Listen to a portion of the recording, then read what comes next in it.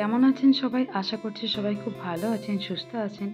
আর তানিয়ার রূপকথা চ্যানেলে আপনাদের সবাইকে আরও একবার স্বাগত জানিয়ে আজকের ভ্লগ শুরু করছি। আজকে এসেছি মেট্রো ক্যাশ অ্যান্ড ক্যারিতে।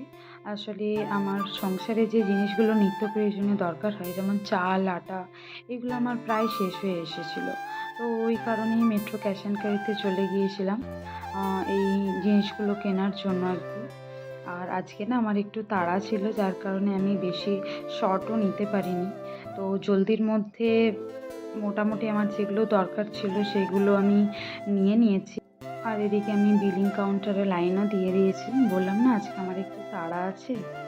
তো যাই হোক, সব জিনিসপত্র নেওয়া হয়ে গেছে। নিয়ে জিনিসপত্রগুলো বাড়িতে রেখে বেরিয়েছিলাম একটু ঠাকুর দেখতে। মানে আজকে তো গণেশ চতুর্থী ছিল। আর তার সাথে আমার বাড়ির সামনের এক মা তারার মন্দির আছে। তো সেখানে আর কি মানে ওই বাৎসরিক পুজো ছিল। তো সেখানে যাব বলেই একটু তাড়াটা ছিল। তো ওখান থেকে এসে তারপর একটু মায়ের মন্দিরে গিয়েছিলাম। এখানে একজন আমাকে নেমন্তন্ন করেছিল, বাড়িতে গিয়ে বলে এসেছিল যাওয়ার জন্য। তো সেই কারণেই গিয়েছিলাম ওখানে। আর আমি যখন ওখানে যাই তখন পুজো প্রায় শেষ হয়ে গেছিলো, যজ্ঞতে বসছিল। তো যাই হোক, ওখানে প্রণাম টনাম করে প্রসাদ নিয়ে তারপর প্রসাদটা আবার বাড়িতে রেখে আমরা বেরিয়েছিলাম গণেশ ঠাকুর দেখতে।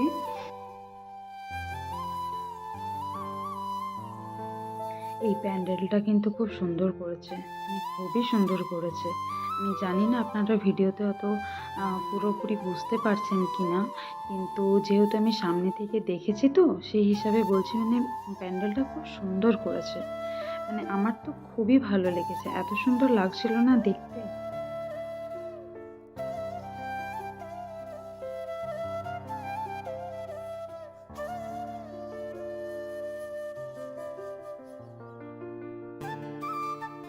ওই প্যান্ডেল থেকে বেরিয়ে আমরা এবার আরেকটা প্যান্ডেলে এসেছি, আরেকটা ঠাকুর দেখতে এসেছি। তো এটাও বেশ সুন্দর সাজিয়েছিল, ছোট্টর মধ্যে বেশ সুন্দর। আগেটাও ছোট ছিল, কিন্তু ছোট্টর মধ্যে ওটাও খুব সুন্দর ছিল, আর এইটাও তাই, ছোট্টর মধ্যে খুব সুন্দর সাজিয়েছিল। এটাও দেখা হয়ে গেল, আমাদের কিছু সেলফিও নেওয়া হয়ে গেছে। ওটা তো মাস্ট নিতেই হবে, ঠাকুর দেখতে বেরোবো সবাই একসঙ্গে, আর ফটো নেব না, সেলফি তুলব না, সেটা তো হয় না। তো সেলফি টেলফি নিয়ে আমরা আরেকটা ঠাকুর দেখতে যাচ্ছিলাম আর কি। আসলে এটা না একটু দূর, তো একটু হেঁটে যেতে হবে, তাতে অসুবিধা নেই। একবার যখন বেরিয়েছি তখন সব ঠাকুরগুলো দেখেই বাড়ি ফিরবো। চলুন, দেখতে দেখতে এই মন্দিরটাতেও চলে এসেছি। আসলে এটা না কোনো প্যান্ডেল নয়, বা মানে এটা ঠাকুর মন্দিরই হচ্ছে, এটা শিব মন্দির হচ্ছে। তো তার পাশে গণেশজির পুজো হচ্ছে। তো এটা আলাদা করে কোনো মণ্ডপ তৈরি হয়নি, মন্দিরের মধ্যেই গণেশজিকে স্থাপনা করেছেন। আর একটু মন্দিরটাকে ভালো করে সুন্দর করে ডেকোরেট করেছে, এটাই যা। আর এটাও দেখতে বেশ ভালো লাগছিল।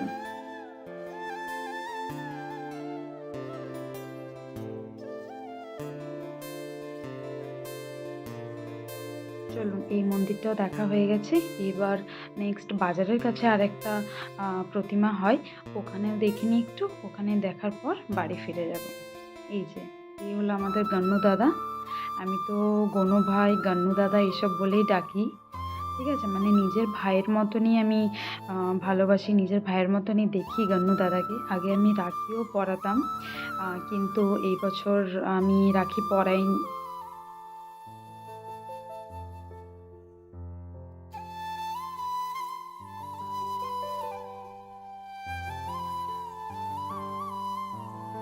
চলুন তাহলে এবার বাড়ি যাওয়া যাক। আর মোটামুটি সবগুলোই দেখা হয়ে গেছে, মানে বাড়ির সামনেই যতগুলো পড়ে সবকটাই দেখা হয়ে গেছে। খালি একটাই বাকি আছে, ওটা আমার বাড়ির সামনেই, মানে রাস্তার ধারেই, যেতে যেতেই দেখতে পেয়ে যাব। এই যে, এটা হচ্ছে আমার বাড়ির সামনেই, মানে আলাদা করে গিয়ে দেখার দরকার নেই, রাস্তা দিয়ে যাওয়া আসা করলেই আর কি দেখতে পাবো। তো এটাও দেখা হয়ে গেছে। চলুন এবার তাহলে বাড়ি যাওয়া যাক।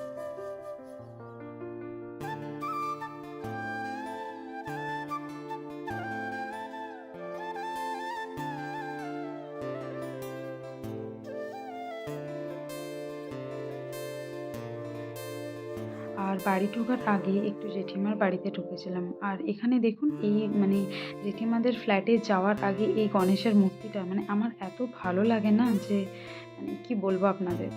তো যাই হোক, এখন ওপরে উঠছি, জেঠিমার কাছে যাচ্ছি। আসলে আমার জেঠু আর আমার বরের মধ্যে আজ কথা হয়েছিল যে রাত্রে চেস খেলবে, তো সেই কারণেই যাচ্ছি। এই যে জেঠিমা বসে বসে টিভি দেখছে, আর এইদিকে দাদা আর আমার বর মিলে এখন সব গুটিগুলো সাজাচ্ছে আর কি। মেন খেলোয়াড় এখনও আসেনি, মেন খেলোয়াড়ের জন্য ওয়েট করা হচ্ছে।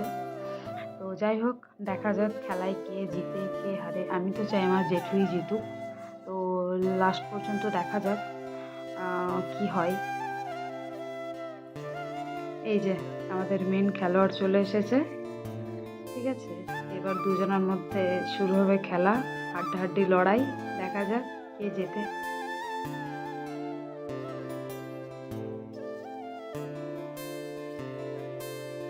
এদের খেলা এখনো কন্টিনিউ চলছে, ঠিক আছে। আর এইদিকে আমি আর দাদা, আমরা দুজন হচ্ছে দর্শক। জেঠিমা এখানে আসেনি, জেঠিমা ওখানে টিভি দেখছে। আর আমি আর দাদা হচ্ছে দর্শক, এনাদের খেলা দেখছি। তো দেখা যাক লাস্ট পর্যন্ত কি হয়, কে জেতে। এই যে দাদাও এখানে আছে। আর সত্যি কথা বলতে রাত অনেকটাই হয়ে গেছে, আমার প্রচণ্ড ঘুম পেয়ে গেছে, যার কারণে আমি ওদের টাটা বাই বাই বলে চলে এসেছি। আমি এবার ঘুমিয়ে পড়ব। যাই হোক, আজকে তাহলে আসি, আবারও দেখা হবে নতুন কোনো ভিডিও নিয়ে খুব জলদি। ততদিনে সুস্থ থাকবেন, ভালো থাকবেন।